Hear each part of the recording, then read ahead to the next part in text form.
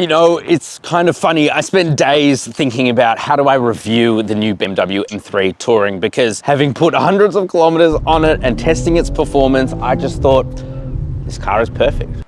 Like, I'm not even joking. It is perfect. And as you guys know, here at CarSauce, we give you our unfiltered thoughts on a car. It's overhyped and very expensive, but how can I review a car that I just think is perfect? It would just be an ad at that point. So I have spent hours this week kind of putting down my thoughts on paper. What do I think about the BMW M3 Touring?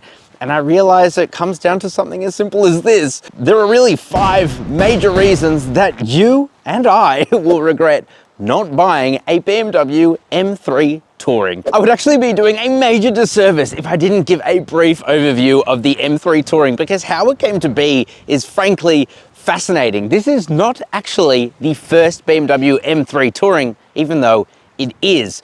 And that's because back in 2000, when the E46 M3 first came out, BMW's M division were actually developing an M3 Touring prototype. They made one. No one knew about it for 16 years. You see, simply extending out the back of a M3 and calling it a day is not how it works. There are differences in door designs, for example. And BMW M designers also have to take into consideration that more weight could be put into the back, and that would affect the rear axle. And so when you combine those engineering complexities with the fact that people started to move away from wagons, the business case just wasn't there. And actually today, the business case isn't really there either. BMW are not expecting to sell a lot of the M3 Touring, as cool as it is, because people are still trending towards SUVs. And this is what I love about the BMW M3 Touring, and it's not one of the reasons, but it's a passion project for BMW. You just know that the designers who were working on the BMW M3 Touring were not just working on a commodity car like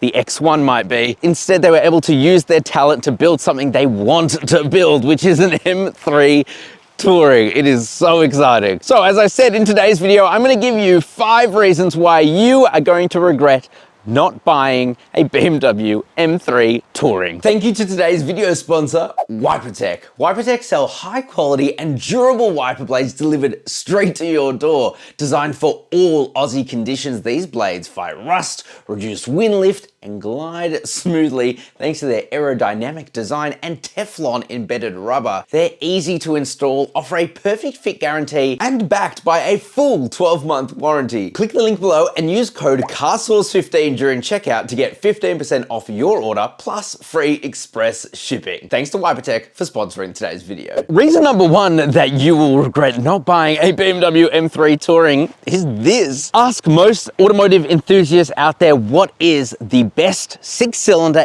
ever made. They'll give you 2 options. One is the 2JZ, the famed 6-cylinder that you would find in a Toyota Supra. Number 2 is this. It's the BMW S58. It is an inline 6-cylinder with a twin-scroll turbo, and in M3 competition spec here, it puts out 375 kilowatt of power, 650 Newton meters of torque. Most people don't actually believe BMW about those power and torque figures. They actually think it's well underdone. This thing is wicked fast, and you will see it in a moment. But not only that, it is reliable. These things are known for their reliability and tunability. That's why these are often referred to as the German 2JZ. One of the things that held back the previous M3 generation was the dual clutch that it came with. In competition spec, you can only get this thing with an 8-speed torque converter automatic. A lot of people were worried because it's a ZF 8-speed torque converter. Torque converters are not known for their performance, they're known for their comfort. And to put this much power through that kind of torque converter is scary. Scary. However, you don't need to be scared. The ZF transmission is, again, very reliable. And the way that the S58 engine moves power to that ZF 8-speed transmission, then through to all wheels, because this is X-Drive, meaning all-wheel drive. This thing has one of the best drivetrains ever made, hands down. And then you compare that to the new C63E that's coming with its plug-in hybrid 4-cylinder. Wouldn't want to run out of charge on that, you'll just lose all the fun of that car. Or even the Audi RS4, which comes with its 6-cylinder, which is slower. And frankly, its all-wheel drive system is known for understeering like crazy. And more importantly, that whole car's charisma could fit within the right kidney grille of this BMW M3. So yeah, reason number one, this powertrain, unreal. The second reason that you are going to regret not buying a BMW M3 Touring is, frankly, its design. Now, I know it's controversial, but it's really not. It's mostly keyboard warriors who couldn't afford this car in the first place. I'm in that boat too. If you can look past the kidney grills, which I certainly can, I mean, this twilight purple paint job is amazing, you're gonna notice one of the most aggressively cool designed cars out there. I absolutely love it. If you're gonna be spending upwards of $200,000 on a performance car, you want it to look the part. I certainly do. And somehow the BMW M3 Touring really treads the line between subtle styling and extremely aggressive styling. It is imposing. It is wide as all heck. You get the M3 mirrors on this thing, and yet up top you get roof rails. It is truly a beautiful head-turning car, one that I would describe as elegant. And if you're worried about how the M3 looks now, well, if the XM is anything to go by, the next BMW M3 might look scarier. But I'm all for that. Go crazy, make it cool. I like it. I actually think it's the angle you are looking at this car right now that makes this thing so special, because really from the back, apart from those awesome exhaust tips, this thing looks like a mega sleeper to the untrained eye. I mean, check out the fat haunches on it. You got the cool 3D effect lights here, M3 competition badge, 50th anniversary badge too. And even though this isn't part of this reason, you're gonna listen to the exhaust anyway.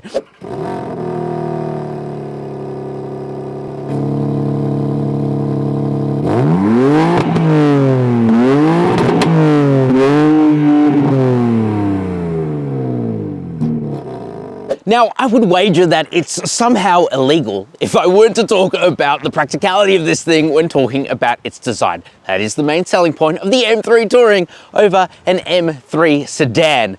Check this out. So, not only do we have a split tailgate, that's right, we can very easily go in, take out what we need. I love that, and it feels super solid, by the way. We can also open the power to tailgate, totally unnecessary, but a nice feature to have. This is what is shocking. So on paper, it's only about 50 litres more space than an M3 sedan, 500 litres, and about 50 litres less than an X3M, which of course is the SUV variant of the M3, and I would 100% go for this. Not only because it's more comfortable, but check this out. I've got 3 surfboards in the back of this car. They don't intrude on the front, and I've still got enough room to lie down. It's also a completely flat loading area. Really easy to get things in. You got 2 lots of hidden storage underneath the floor. With the second row up, you still have heaps of space, and it's so easy to drop them with the push of a button. They both fall down, and then you get a huge amount. As you can see, I've got 3 surfboards in the back here with plenty of room to spare. I've run out of surfboards. So yeah, I think that in terms of design, you're really gonna regret not buying one of these.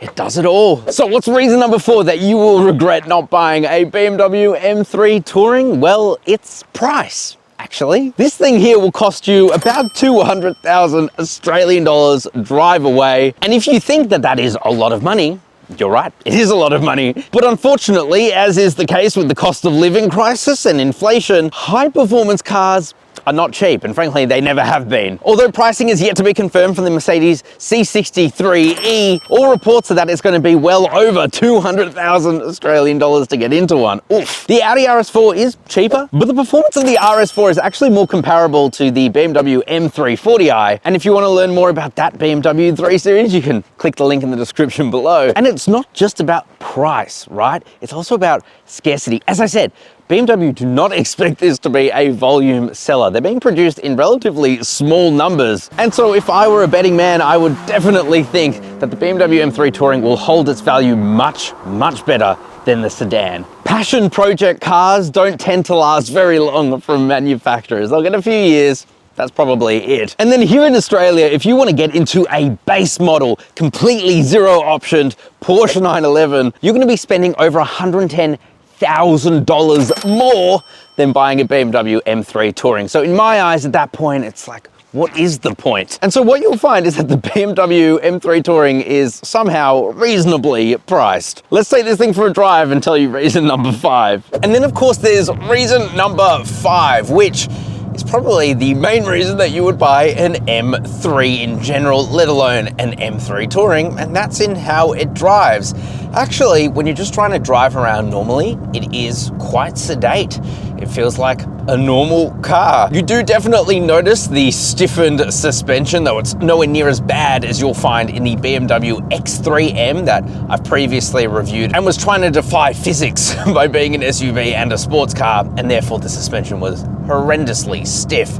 This is stiff, but it's not bad at all. There's another thing that I'm not entirely loving in here. One is road noise. It's actually quite loud, and you can blame the low profile tires for that, I believe. But also this car has developed a couple of rattles, which frankly are probably from automotive journalists smashing this thing, though it does beg to be smashed. You would never know that this thing is powered by the S58, one of the all-time greatest engines, the 2JZ of Germany. Very reliable, very potent.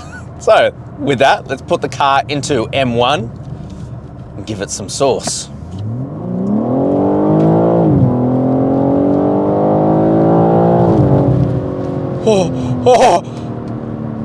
This thing is wicked. It's like it's got two different personalities. When we do put it in M1, we get the manual shifting, that we can change this however we want. We can even change the brake feel. The sound is unbelievably good. The steering becomes extremely heavy. Just listen to that. As we give it some sauce around these twisties. Oh my gosh. I'm scared and excited.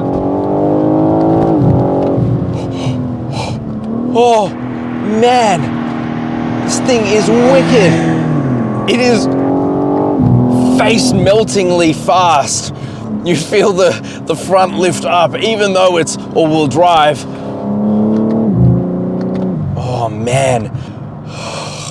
This thing is wicked. I've driven some fast cars in my time, including the M3 rear-wheel drive, the M4 rear-wheel drive. The X-Drive just takes it to another level. Oh,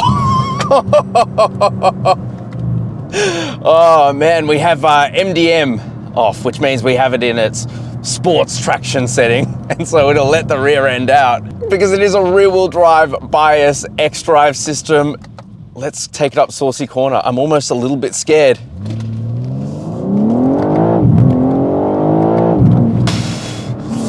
This thing is fast. This thing is really fast. All right, hairpin number 1. Oh, it's so planted. It's unbelievable.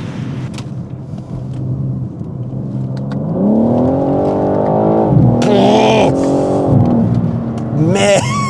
Oh, it's so good. I can't even tell you how good it is because it is so good. You have to experience it for yourself. And this is the crazy part, right? When we just put it back into normal, it's just totally normal. It's totally normal. Oh, one of the most exciting cars I've driven in a long time. And in terms of outright speed, this thing is fast. It is fast. But you don't need to take my word for it. We have our specialist timing gear, uses satellites to tell us just how fast this car is.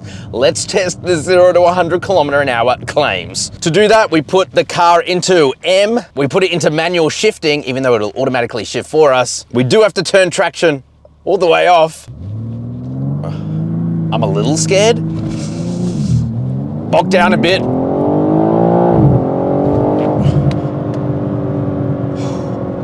Even though it's a wet day, we still got 0 to 100 in 3.98 seconds.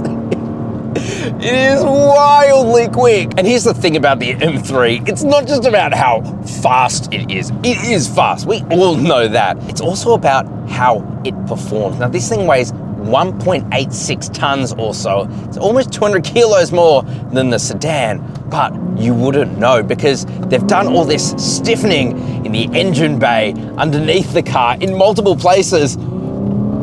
And it's like, it's like you point it and it goes. It doesn't matter. Oh. It somehow is one of the best performance cars ever made, yet it's still a practical family car.